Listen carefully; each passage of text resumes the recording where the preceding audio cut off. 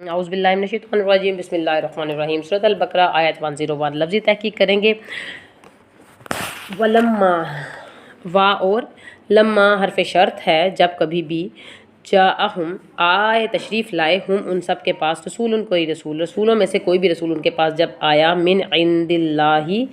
कहाँ से अल्लाह ताला के पास से मिन से इंदा पास अल्लाह ताला के पास से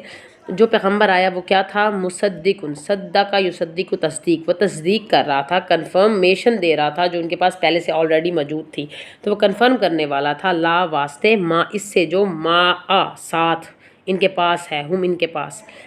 माअहुम जो इनके पास है उसकी तस्दीक कर रहा था। फिर भी क्या किया नाबाज़ा फ़रीक नाबाज़ा क्या होता है फेंक देना अनइम्पोर्टेंट समझ के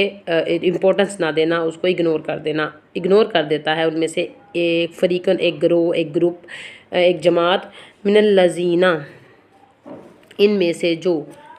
किन में से ऊतू जो दिए गए थे अल किताबा किताब यानी कि जो पहले से ही किताब दिए गए थे उन्होंने ही इग्नोर कर दिया।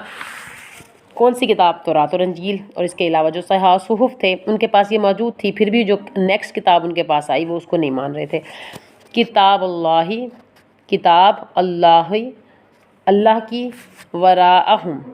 उन्होंने पीछे वरा होता है ओझल होना पीछे या आगे से या पीछे से जहाँ पर मौजूद हो लेकिन वो आंखों से ओझल हो दरमियान में कोई ओट आ जाए। वरा का मतलब होता है नज़र से दूर होना। खलफ का मतलब होता है पीछे से लेकिन वरा का मतलब आगे और पीछे दोनों के लिए आता है और ज़र्फ़ मकान और ज़र्फ़ ज़मान दोनों के लिए इस्तेमाल होगा। वो पीछे फेंक देते हैं ज़हूर ज़हर की जमा है ज़हर कहते हैं पीठ को बैक को अपनी पीठों के पीछे फेंक देते हैं मतलब इग्नोर कर देते तालीमात पर तवज्जो नहीं देते इग्नोर कर देते हैं कि इसको बाद में करेंगे लेट्स गो नेक्स्ट टाइम देखेंगे। कअन्नहुम जैसा कि ला यालमुन वो जानते ही ना जैसे कि इनको पता ही नहीं है कि अंदर क्या है। बनी इसराइल की जो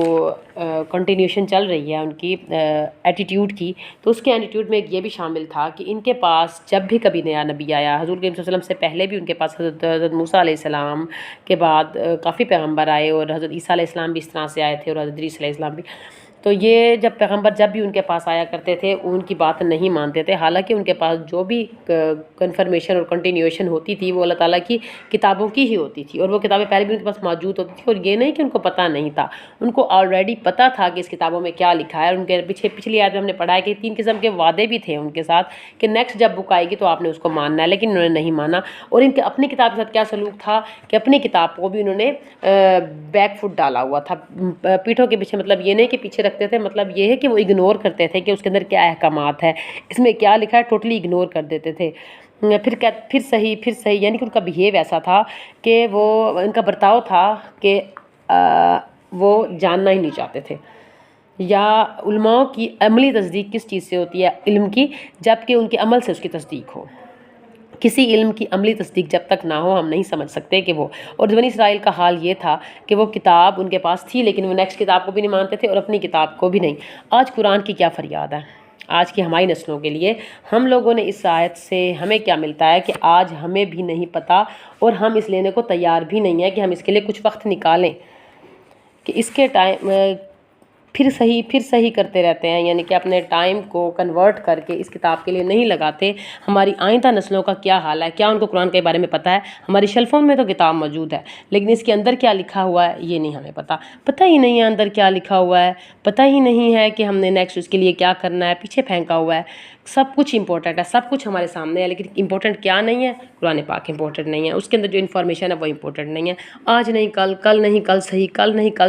करते ये उम्र आ गई है और आज तक भी अभी भी हम तैयार नहीं हैं कि हम इसके ऊपर कुछ वक्त लगाएं। पता ही नहीं है कि करना क्या है क्या कहती है ये किताब और अब भी हम अगर तैयार ना हुए तो फिर हमारी ज़िंदगी ऐसे गुजर जाएगी कि कान्नहुम ला यालमून पता ही नहीं था कि क्या था। तो हमें क्या चाहिए कि कुछ वक्त इसके लिए लगाएं। अब देखिए कितने ही लोग हैं जो इसके लिए मेहनत कर रहे हैं कम से कम हफ्ते में एक दिन ही सही कितनों तक आप ये पैगाम पहुँचा सकते हैं जो पैगाम अल्लाह ताला ने हमें दिया है कि इस किताब की क्या फ़रियाद है कि इसको पढ़ो कितनों को हम ला सकते हैं, हम ये देखें कितनों को हम इस बात पे कंफर्म कर सकते हैं कि हफ्ते में ही सही एक दिन इसके लिए लगाएं या दिन का कुछ घंटा या कुछ मिनट इसके लिए लगाएं कि एक आयत को समझ लें।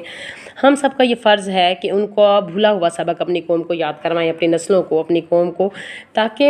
ऐसे हाल में वो दुनिया से ना जाएं कान्नहुम ला यालमून, गोया कि वो जानते ही नहीं थे कि इसमें क्या था। जब कोई कौम इस तरह के अमल में हो जाती है फिर वो तवीज़ गंडे और उन चीज़ों के पीछे पड़ जाती है। और बनी इसराइल का भी यही हाल हुआ जो अगली आयत में आएगा। क्या करने लग गए थे वो लोग, आयत नंबर 1 और 2 में देखेंगे। अस्सलाम वालेकुम व रहमतुल्लाहि व बरकातहू।